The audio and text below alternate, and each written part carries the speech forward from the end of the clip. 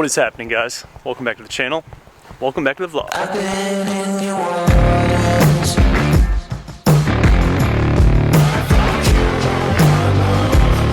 I'm looking for sure. I've never been so close before. It's one way or the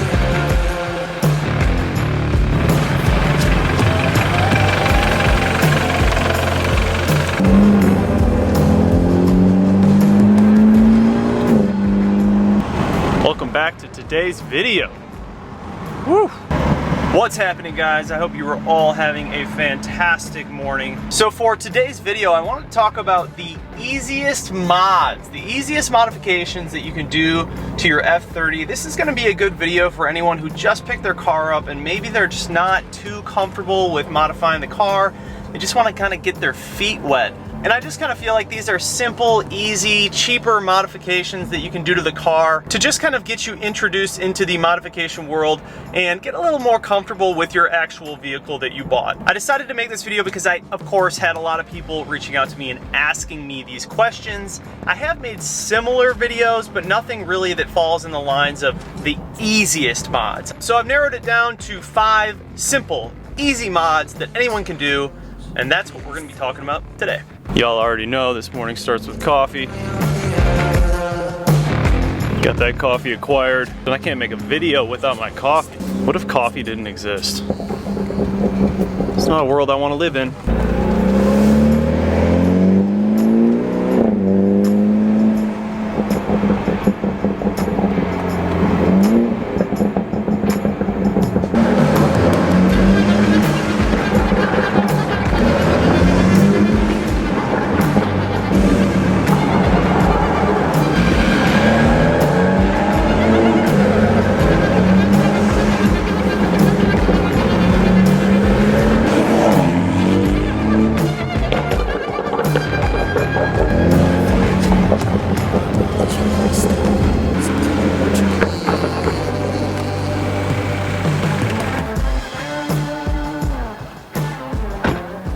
Coffee, whip, let's do a video. All right, you guys, so today's video is sponsored by VPeak. VPeak has sent out an OBD2 scanner, a diagnostic tool that we can read, clear, and check codes on our cars. This OBD2 scanner is fantastic. I keep it in my glove compartment just in case something were to go wrong. If my car throws a check engine light, I can read the code on this diagnostic scanner, look up the code, see exactly what it is, and clear it. In addition to reading and clearing codes with this scanner, you can also check the battery health on your car. I honestly like to just keep this in my glove compartment just in case something were to go wrong. It is nice to have this scanner on hand. It's very easy to use. We just plug it directly into our OBD2 port and it will read any codes that are popping up for you. You can check them, see what they are, and go ahead and clear them. If you guys are interested in this OBD2 scanner, there is a discount code down in the description. It is the same discount code that we use for our VPeak Bluetooth OBD2 adapters for Bimmercode. Go ahead and hit that link.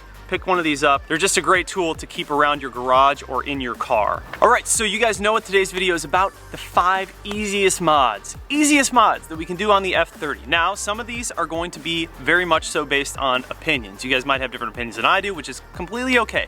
I'm just throwing these modifications out there for people who are new to the game and they want to get their feet wet with changing some things up in their car, but not going too heavy into modifying, not breaking out too many tools. These are all going to be very, very simple modifications, but they do add quite a big difference to owning an F30 and the experience of driving your car. So number 1, the red start stop button. Dude, you knew I was gonna say it. You knew I was gonna say it. I talk about that button all the time. Almost everyone has one. You gotta do it. If you just picked up your BMW, it's time to get the red start stop button. Not only does it look super cool, very sporty, easy to install, super easy to install, but it adds like 100 horsepower. I'm just kidding, it doesn't add any horsepower, but it looks really good. It looks a lot better in the car. And for a button that you're looking at every single day and touching to turn on your car, why not make it a little bit more appealing? Why not dress it up a little bit? So there are a couple of options out there. You don't have to get the red one. They also have a few different colors for you to choose from. I think the most popular ones are the blue and red though. Not only is that modification easy, but it is cheap, super cheap. Number 2. mirror caps. This is also one that a lot of people do right out of the gate. This is one that I did right away. I actually did the mirror caps before I did the red start stop button. At first I had the carbon fiber M style mirror caps, and then I switched it up and went to the forged carbon fiber mirror caps, which in my opinion I love. The forged just looks super sick. It's kind of new to the scene, so not a lot of people are into it yet, but it is starting to build some more steam, and we're starting to see more and more popularity revolving around the forged carbon fiber. So when it comes to the actual installation of the mirror caps, it's really simple, you guys. You just tilt back the actual mirror itself, and then you use a trim tool. If you guys don't have any trim tools, make sure you just buy a trim tool set. You will definitely need one at some point in your life when you're working on your car, but you just pop back the mirror, and then there's a few clips inside, you pull it off and put on the new one. It's as easy as that. I would advise maybe not doing it on a cold day because you can crack the glass and you don't want to do that. But just look at how crazy these look. Forged. So the mirror caps are really the only thing that I have that are forged on this car. Everything else is just regular carbon fiber weave, but I am thinking about adding maybe a couple of more parts of forged to the car just to switch things up. You know I gotta keep you guys on your toes. And number 3, the glasses storage compartment. So I know that you guys have heard me mention this one also a few times. Dude, I love the glasses storage compartment. I'm always wearing sunglasses. I'm always trying to find better storage spots in the F30. I don't love putting all of the glasses down in that little compartment to the left of the steering wheel, just because it's all plastic in there and everything rattles. And then you risk scratching up the actual glasses lens. So what I did is I found an alternative where you replace the actual handle up top with a glasses compartment. It's really nice. It's felt on the inside, rubber coating on the outside. They make it in multiple colors so it matches the interior of your car, but it's honestly just the perfect spot for storing your sunglasses. I actually just purchased another one for the passenger side. So both sides of my car have storage compartments for sunglasses. All right, so number 4 isn't really a modification, it's more of a feature enhancement, and it's Bimmercode. Bimmercode is incredible. So if we use our VPeak Bluetooth OBD2 adapter, plug it into that OBD2 port, and connect it to our phone, we download an app called Bimmercode, which allows us to code in different features into our car that maybe the car didn't have from factory. So anyone who has been around this channel for a while knows that I've done a ton of different Bimmercode videos for the F30 chassis. You can code things in like sports automatic transmission if your car didn't come with that, folding or unfolding mirrors when you lock or unlock your car, your flash frequency with your turn signals, the brightness of your DRL halos, different logos on your instrument cluster and iDrive screen. There are so many things that you can do with Bimmercode. It is such a fantastic platform. If you guys don't know about it, please do make sure you check out the video that I made, how to code your car with Bimmercode. Kind of gets you into the beginner's tutorial on how to use it and what it's all about. But Bimmercode is really just such an interesting thing to have because we can code in all of these features that maybe didn't come from the factory in our cars to how we want to experience our BMWs. There are a lot of things from factory that this car didn't have and that I ended up coding in, and it just made the daily driving experience of this car that much better. All right, so number 5 is a cold air intake. Now there are a lot of options out there for cold air intakes. I used to have the MST1, fantastic intake, nothing wrong with it. I ended up going to the AWE S-Flow carbon fiber intake. The reason I did that is because I do a lot more car shows. I'm always popping the hood. I wanted the carbon fiber to really stand out, and I have a few other carbon fiber bits in the engine bay. So I wanted to upgrade to something that had a little bit more presence. But in addition to the actual cold air intake performance, it also looks really cool and it sounds incredible.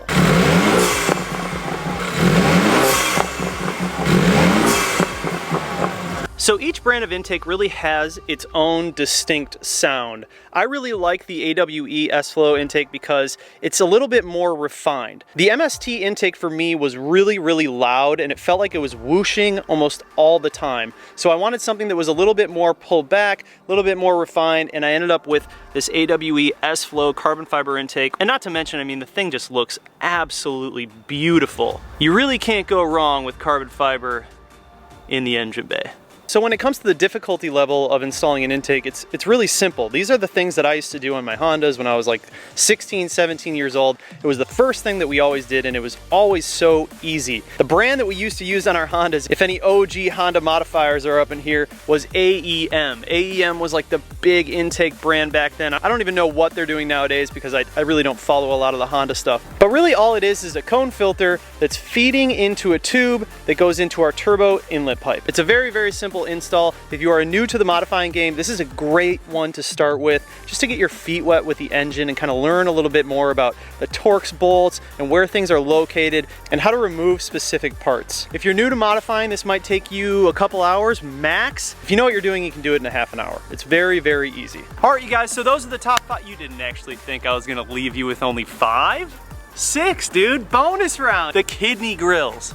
Kidney grills make a huge difference. A lot of the F30s come with the chrome kidney grills, and you can upgrade to the all black. So what I did is, first, I had the double slatted, they're like the M3 style, double slatted kidney grills in carbon fiber. I had the carbon fiber ones first, they had carbon fiber lay around them and then black on the insides, and then I switched that up to have all gloss black. I think, in my opinion, the gloss black just looks a little bit more clean. The carbon fiber just wasn't the best quality, so over time it started to fade really fast. Anytime carbon fiber is out in the sun, it's eventually going to start fading. So really that is why I went with the gloss black, and I am kind of pulling back on some of the carbon fiber on this car. So I wanted to switch that up to the gloss. But yeah, the old ones I had the carbon fiber going around. They just didn't look that great. They were a little bit over the top. I really, really like the way that the black ones look. I think they're the way to go. The double slatted style just looks a little bit more aggressive in my opinion and a little bit more clean. Anytime I see the single slats now, it just kind of looks out of place to me. So I'm really, really a big fan of the double slatted ones. Obviously, you can get the single slatted ones in black as well. Fun fact, if you're buying a sport line, it comes with all black trim. So this was a sport line when I bought it, and it actually came with black OEM mirror caps and black kidney grills. When it comes to installing the kidney grills, it's very, very simple. A lot of people say that you need to take off the bumper. I don't think you need to do that. I've swapped out 3 different kidney grills on this bumper so far, and I've never once taken off the bumper. You do need to be just a little bit more careful when you're doing it because you don't want to break any of the tabs, but if you stick your hand back here, you can actually reach the tabs, and then you just pull in and pop them out individually until you go all the way across. And once you have this one off, you can reach your whole arm behind here and go over here and take off all these ones very easily. So you really don't need to take off the whole bumper, but I will say if you're doing it, just be careful. You don't want to break any of those tabs. It'll take you about 15 minutes to put in that new kidney grill, but it just makes a big difference to the front end, especially if you have the chrome ones. Bam! Top 5 plus 1, 6, gave you a bonus. So that's my list of the easiest modifications and maybe good beginner mods for people who are just getting into modifying their F30. Like I said before, you guys, we're all gonna have our own opinions on what we wanna do first to our car or what is the easiest. If you guys have a different opinion than me, drop a comment down below. I want to hear what your easiest mods are. Maybe we can help other people out. This way we can turn the comment section into a forum where people can come and read up on the comments and see what else they can do for easy mods on their F30. Every modification that we talked about in this video today is linked down in the description for you guys. Hit those links, it'll take you directly to the product. Go ahead and buy it if you want to. If not, cool, just enjoy the videos. I appreciate all of you. But that's gonna wrap this one up, guys. Thank you so much for watching the video. Please do comment down below. Like this video. Hit that bell notification just like that. This video's over, and I'm out. Peace.